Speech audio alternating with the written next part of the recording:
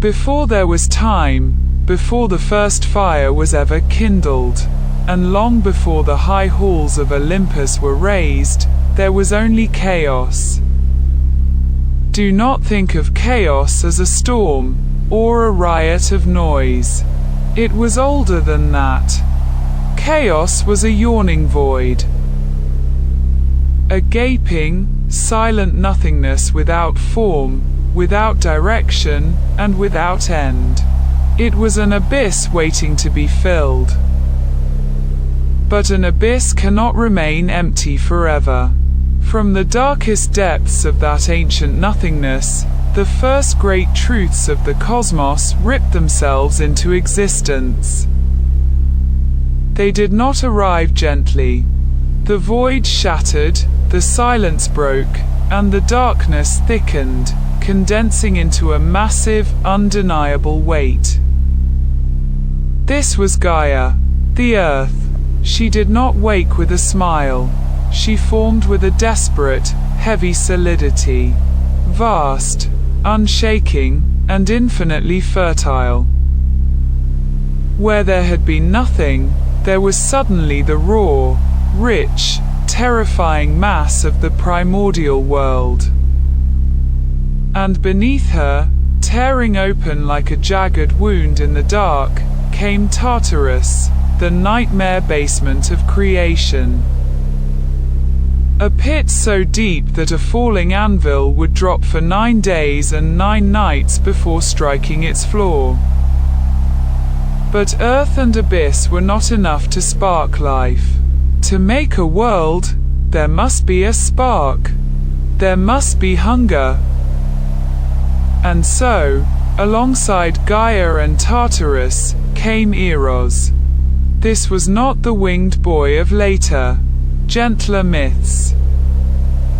This was Eros in his oldest, most terrifying form, raw, cosmic desire. He was the binding agent of creation, an invisible, magnetic force. It was Eros who forced the empty elements of the universe to crave one another, to crash together, and to breed. Under his invisible pull, the darkness began to move.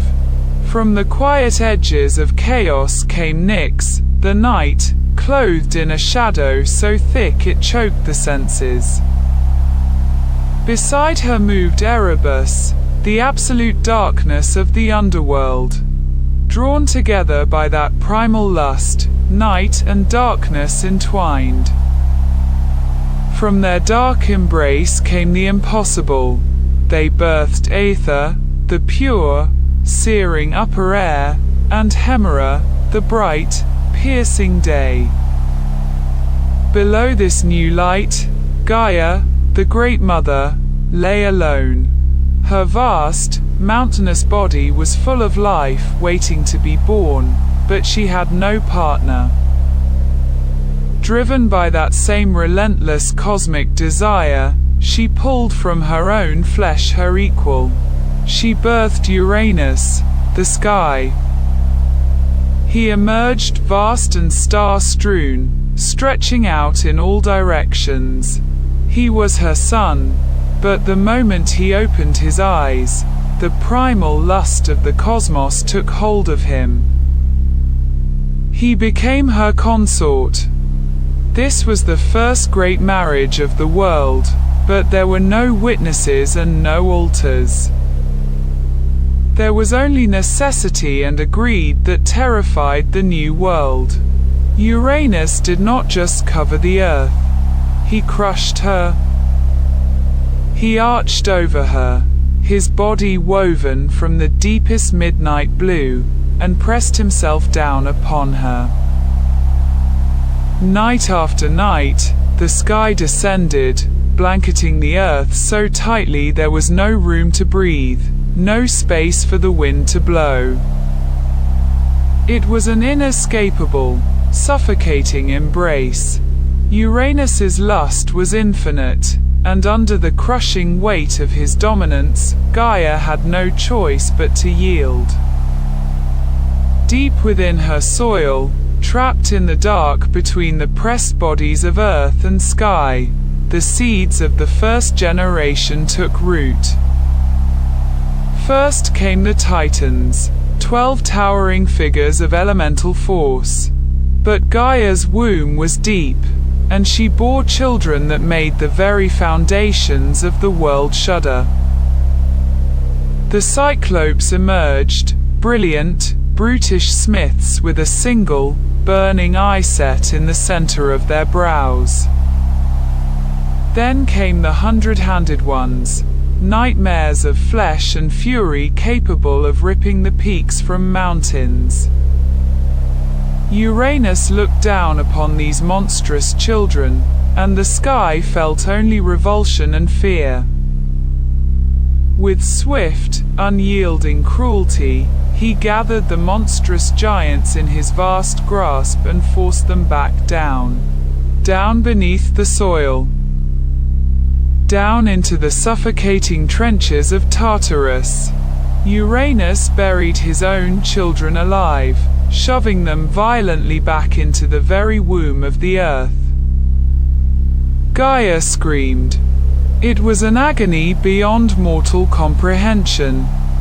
The earth, once proud and nurturing, now groaned beneath the crushing weight of her imprisoned children.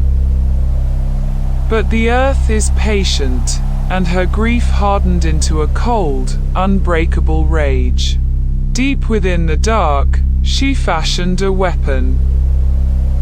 It was not bronze or iron, but flint, grey, jagged, and unyielding. She shaped it into a massive, hooked sickle, its edge as sharp as a shattered promise. She called to her Titan sons, laying bare her suffering, begging them to strike down their father. One by one, the Titans looked away, terrified of the vast sky above them. Only one stepped forward from the shadows. Cronus, the youngest, the shrewdest, the one with cold, watchful eyes and a heart patient enough to harbor murder. Gaia set the trap. She hid Cronus in the deep ravines of her own body, the jagged flint sickle clutched tight in his hands. As he always did, Uranus descended, bringing the crushing weight of the night sky down upon the earth, entirely blind to the danger.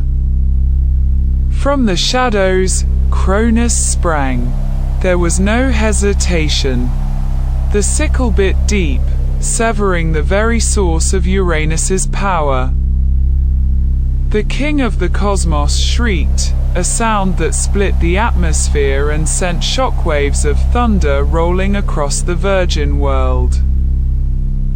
Cronus stood bathed in the blood of the sky. With a savage heave, he cast the severed flesh over his shoulder, throwing it far out into the dark, churning ocean. Where the blood of the sky rained down upon the earth, the Furies were born, creatures cloaked in shadow, born to hunt oathbreakers.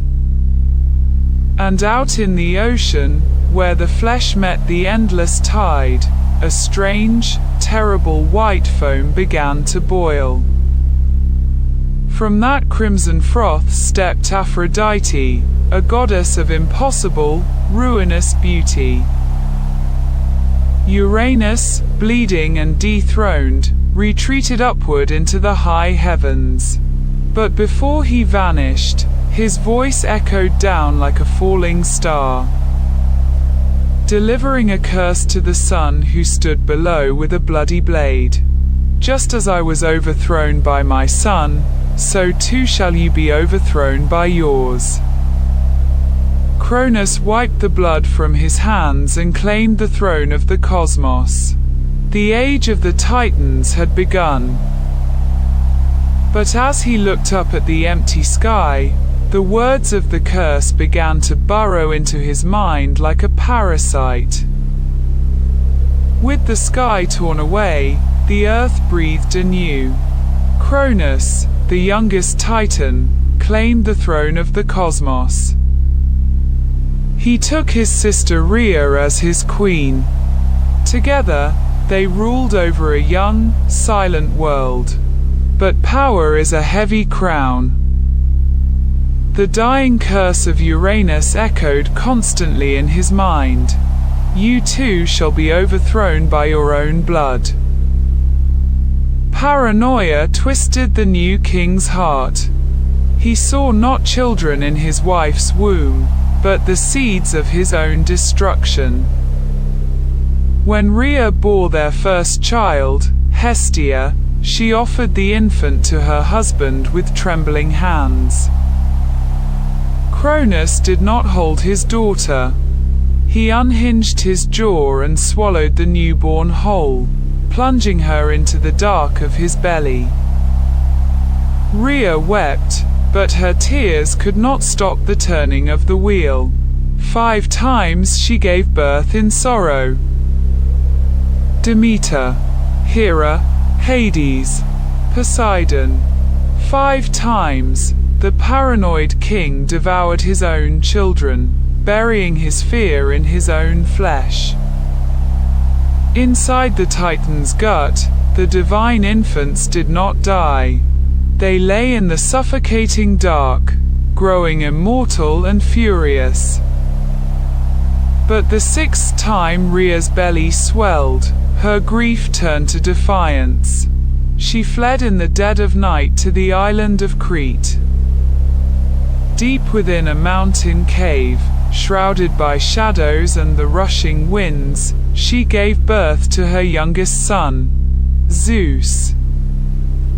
To deceive her mad husband, Rhea wrapped a heavy boulder in swaddling clothes and presented it to the king. Blinded by his own fear, Cronus swallowed the stone down, believing the final threat to his reign was dead. He was wrong. Hidden away in the high peaks, nursed by divine beasts, the infant Zeus grew to manhood. His blood was thick with prophecy, and his bones carried the heavy weight of rebellion. The time for hiding was over. Armed with cunning and the whispers of Gaia, Zeus returned to the high halls of his father in disguise. He slipped a bitter, dark potion into the king's wine. Cronus drank deep, unaware of the poison coursing through his immortal veins. The potion seized the Titan's gut. With a shuddering groan that cracked the mountain stone, Cronus violently purged. First came the stone. Then, from the black depths of their father's belly, came the gods, not as infants, but fully grown. Hestia, Demeter, Hera, Hades, and Poseidon stood before the throne, gleaming and enraged, clad in the strength of gods reborn. The 6 siblings stood united for the first time. They looked upon the tyrant who had cast them into darkness. Cronus roared, summoning his Titan brothers to war. The sky darkened with smoke and storm. The age of peace was dead. This was the dawn of the Titanomachy, a catastrophic, earth-shattering war between the old gods and the new. For 10 long years, the battle raged without end. Lightning tore open the skies, and tidal waves swallowed islands whole. The Titans held Mount Othrys, tall and time-worn, while Zeus and his kin made their stand upon Mount Olympus. Volcanoes bled fire, and winds howled like wolves. The world below, still young and silent, watched in dread. Neither side could land the final blow. But Gaia, ever watchful, knew the balance could not tip without the buried ones. she counseled Zeus to descend into Tartarus and free his monstrous uncles, the Cyclopes and the 100-handed ones. Zeus broke the bronze gates of the underworld, releasing the imprisoned powers that Cronus had kept locked in chains. The Cyclopes, grateful and eager, gifted Zeus his greatest weapon, the thunderbolt, the absolute symbol of sky and storm. To Poseidon, they gave the trident to command the seas. To Hades, a helm of darkness to make him unseen. The 100-handed giants joined the fight, hurling mountains like stones, battering the Titans with the fury of ancient things unbound. With these terrifying new allies, the tide of the war finally turned. The Olympians pressed forward with a fury no Titan could match. Cronus, proud and unyielding, fought to the very last. But the prophecy of his absolute downfall unfolded without mercy. One by one, the mighty Titans fell. They were driven down, cast violently from the high places of the ruined earth. Zeus did not slay them. Instead, he chose to imprison them, just as his father and grandfather had done before. Deep into the black pit of Tartarus they were hurled, bound in unbreakable chains forged by the master Cyclopes. Sealed behind massive bronze gates that would never rust or break, the ancient age of the Titans came to a dark end. The heavy sky finally cleared. The smoke of war faded, and the world, scarred by fire and shattered stone, began to heal. The victorious gods stood in silence amidst the rubble of creation. The old order was broken, but a new challenge awaited. To rule a wide, wild world requires more than the raw power of thunder. It demands division, judgment, and balance. Zeus, Poseidon, and Hades, three brothers tempered by war and blood, gathered to divide the infinite realms of the cosmos. They did not wage a new war for the ultimate throne.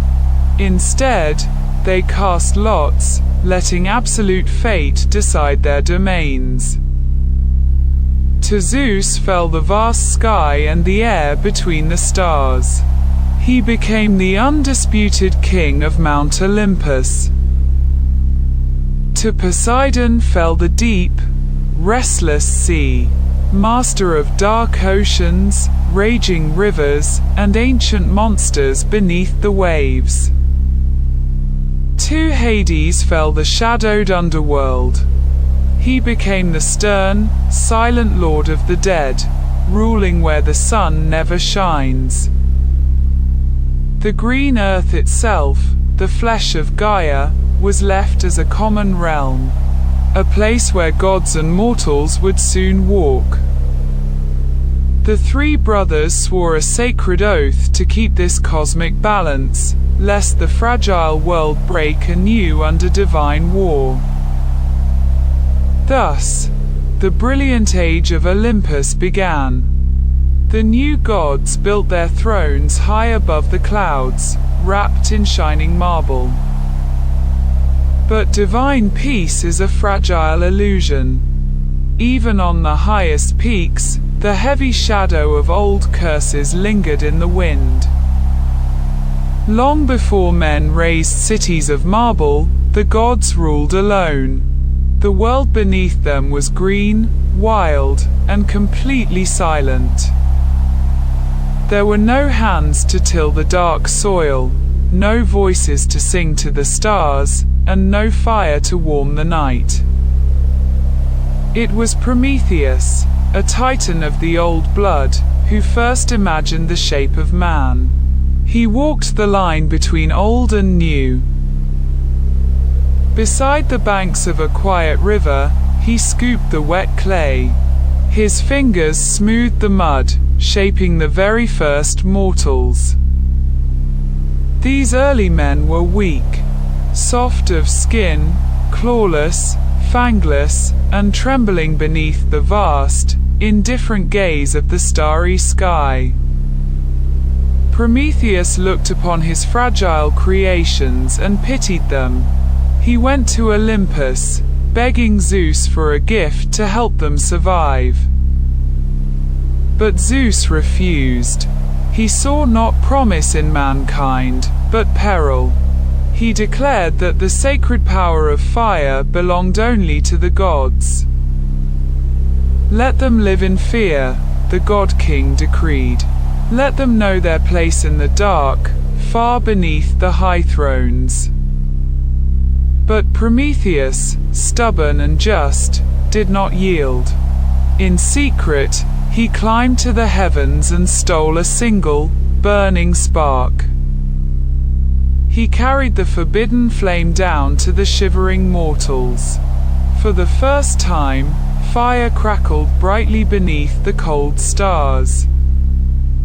Light pushed back the terrifying darkness. With fire came warmth, metal, and language. Humanity began to look upward with defiance. Zeus's fury was absolute.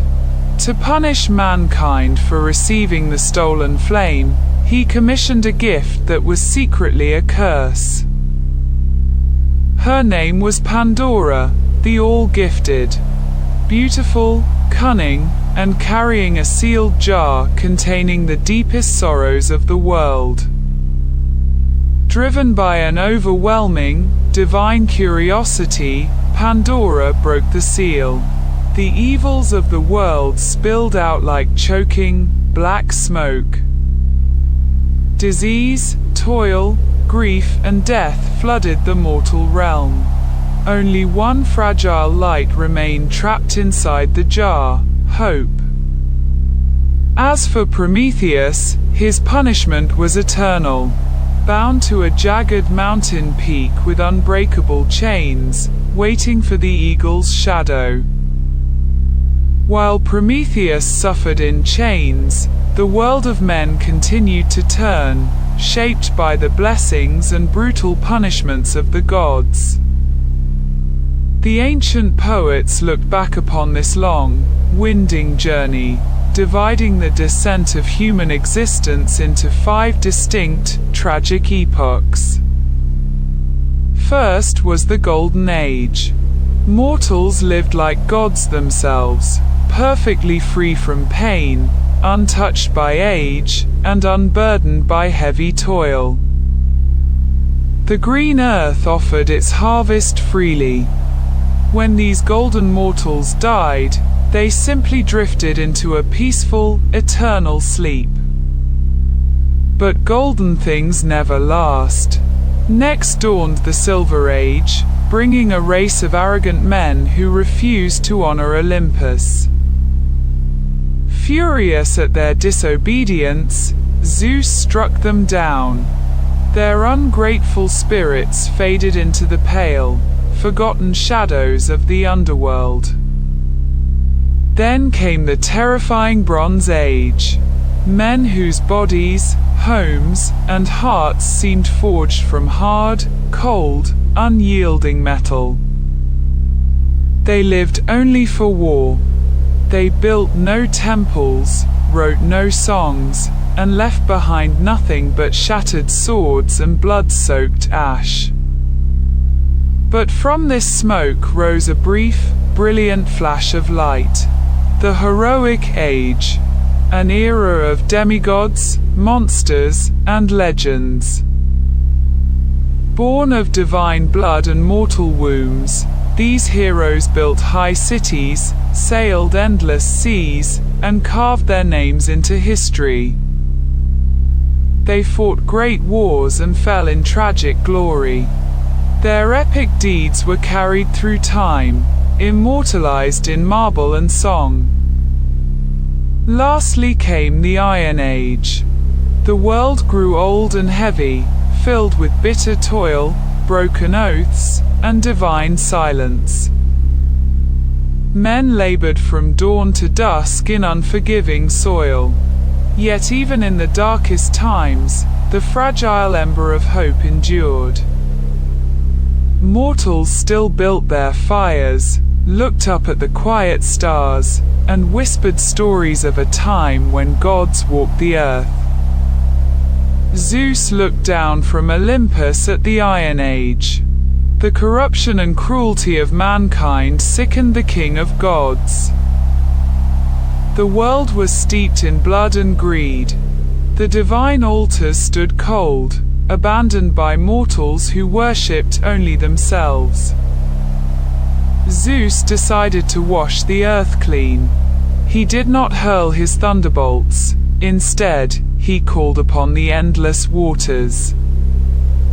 He commanded the winds to gather the blackest storm clouds. Poseidon, the earth shaker, rose from the deep, driving the oceans inward.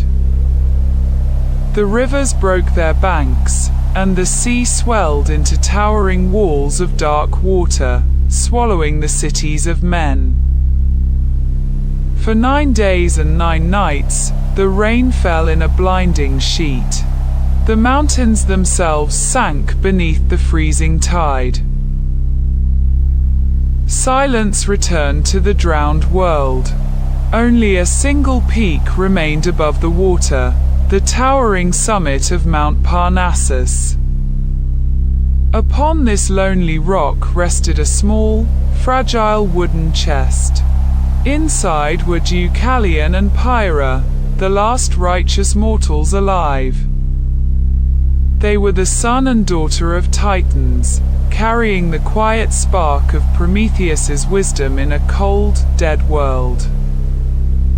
When the dark waters finally receded, the 2 survivors stepped out onto the barren, mud-soaked earth, weeping for lost humanity. They prayed to the ancient goddess Themis, begging for a way to breathe life back into the desolate, empty world. The goddess spoke through the silence. "Cover your heads, walk forward, and throw the bones of your mother behind you." They understood the riddle. The earth was the great mother of all, and her heavy stones were the bones of creation. They gathered the river stones, casting them blindly backward into the damp earth. The magic of the old world stirred again. Where the stones of Deucalion struck the ground, fierce men grew.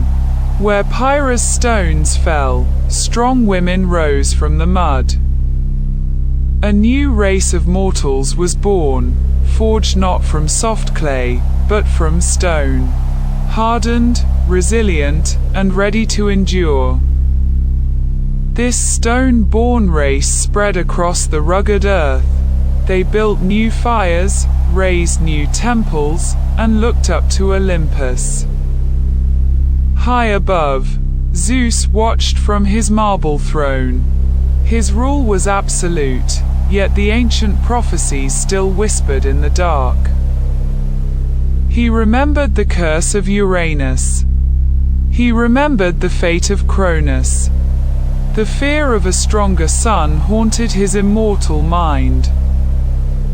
His first wife was Metis, the Titan goddess of deep thought and wisdom. She carried a child of boundless divine power. Terrified of being overthrown, Zeus committed the sin of his father. He swallowed Metis whole, trapping her within his own mind. But wisdom cannot be consumed. Deep within the thunder god's skull, Metis continued to weave, forging armor for her unborn child. A blinding, agonizing pain struck the king of gods. The thunderer fell to his knees, his screams shaking the high heavens. Hephaestus, the crippled master smith, brought down his heavy bronze axe, cleaving his father's skull to release the unbearable pressure. From the open wound did not come blood, but blinding light. Athena, the goddess of war and wisdom, sprang forth fully grown. Clad in shining armor, gripping a golden spear, her battle cry echoed across the cosmos, freezing the hearts of gods and men. She was the perfect daughter, loyal and fierce.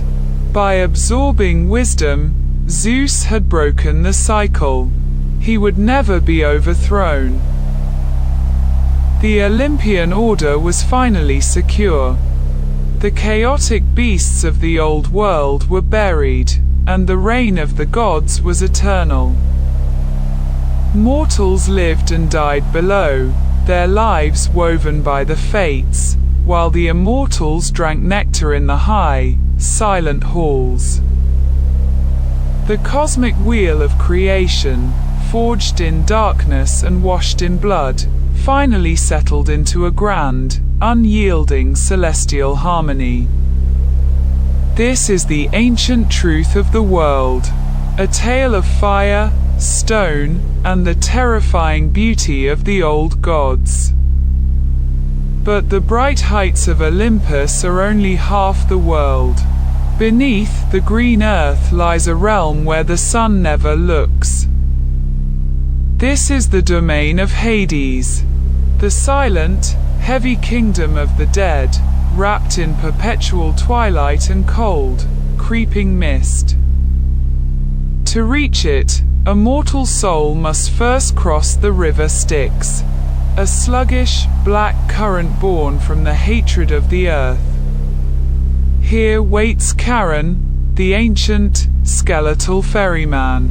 He demands a single silver coin from the lips of the dead to cross the dark waters. Those without the coin are left on the ashen shores. They wander as lost, wailing shadows in the cold fog for 100 years. Beyond the river stand the gates of iron, guarded by Cerberus, the massive, three-headed hound of the pit, dripping with toxic venom. He allows the dead to enter freely, but his terrifying jaws ensure that no soul ever walks back out into the warming light. Inside lies the Asphodel Meadows, a vast, grey, featureless plain where ordinary souls drift aimlessly like dead leaves in a quiet, eternal wind. They have no joy, no pain, and no memory, just an endless, silent existence in the pale, dusty gloom of the deep underworld. But for the wicked, there is Tartarus, the deep, burning abyss where the titans rot and the cruelest mortals face eternal, agonizing torture. And for the pure, the Elysian Fields, a hidden, glowing realm of golden light and gentle breezes, reserved for the absolute greatest of heroes. Sitting upon a throne of solid black obsidian is Hades himself, cold, absolute, and unmoving. He does not judge, he merely collects. Beside him sits Persephone, the queen of iron and spring. Snatched from the sunlight, she brings a strange, quiet mercy to the dark. Together, they rule the silent majority of the cosmos. For every mortal that walks in the sun, 1,000 wait in the dark. And so, the world of gods and mortals turns, a fragile balance of light and shadow, held together by ancient oaths and absolute fear. The fires of Olympus still burn in the stories we tell. The ancient dark of chaos still waits beyond the edges of the stars. These are the echoes of our oldest fears and greatest hopes. A testament to a time when the world was vast, wild, and divine. The gods may be silent now, but their shadows still shape our dreams. We carry their thunder in our hearts, and their tragedies in our blood. Thank you for walking this dark, primordial path with us. Until the next journey, let the ancient silence settle, and sleep well in the dark.